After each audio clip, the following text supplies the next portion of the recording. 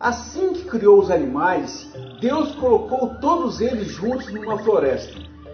Para não interferir na administração da floresta, Deus disse que eles democraticamente votassem em quem deveria administrar a floresta. Antes, quem administrava a floresta eram os corvos.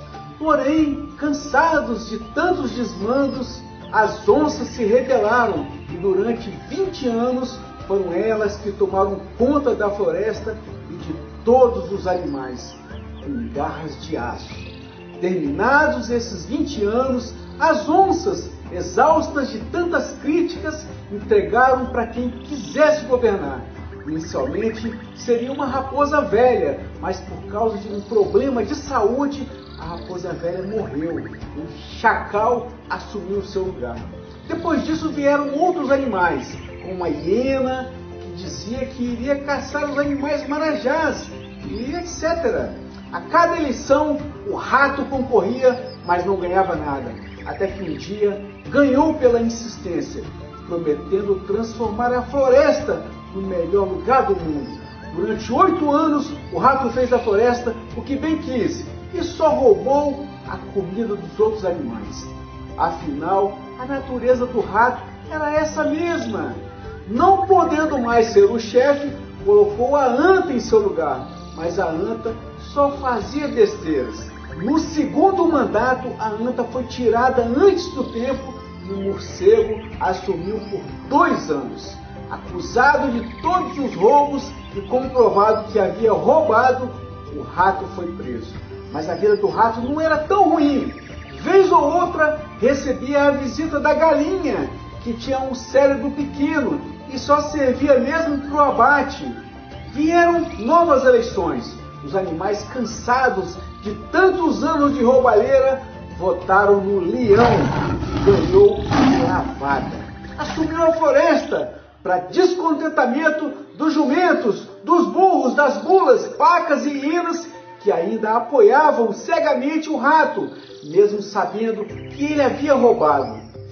É que o rato, durante a sua gestão, dava caroços para esses animais, enquanto os frutos mesmo iam para os seus amiguinhos, ratos também. O leão começou a mudar a floresta.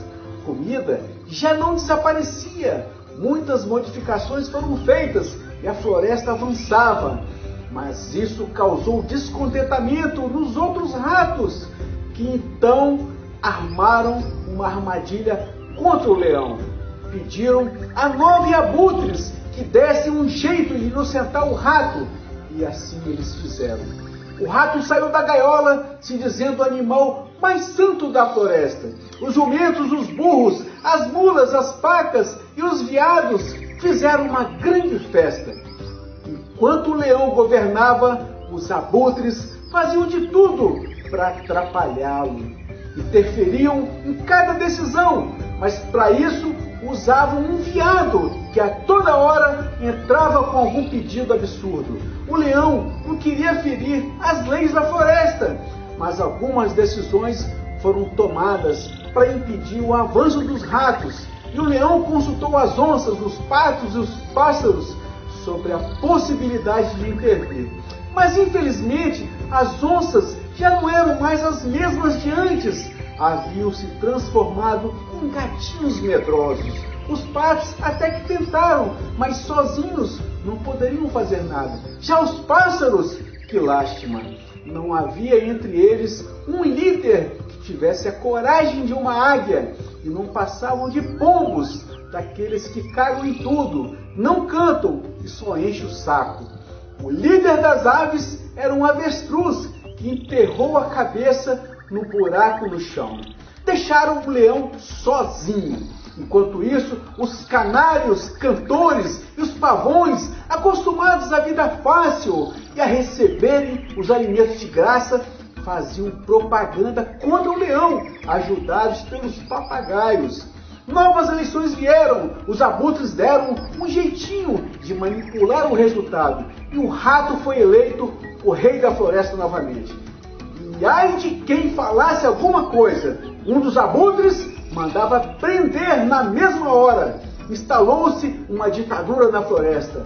para a tristeza e indignação da maioria da fauna, com exceção dos burros, das antas, das mulas, dos ratos, papagaios, corvos, serpentes, abutres e pacas. O leão triste foi para uma floresta distante. Enquanto isso, o rato voltou a roubar como nunca antes. Colocou todos os animais que haviam colaborado com ele na sua administração. E esses eram os que mais faziam besteiras. Por exemplo, para tomar conta da justiça, colocou um porco acostumado com os ambientes mais lameados. Na cultura, colocou a gralha e na economia, colocou um jumento. Assim, a floresta começou a desandar. Os animais, aos poucos, foram padecendo de tristeza, enquanto a floresta era devastada pelo que havia de pior na fauna. Mas Deus, olhando com tristeza tudo isso, falou: um dia, leão, você haverá de voltar, e mais forte, você vai rugir mais forte, a floresta vai reagir, e cada um dos animais que ajudou a destruir a minha criação vai pagar caro por isso. Inclusive os que te traíram ou se acovardaram. Que a minha justiça seja feita e não a dos abutres. E todos os animais se animaram, porque Deus é Deus.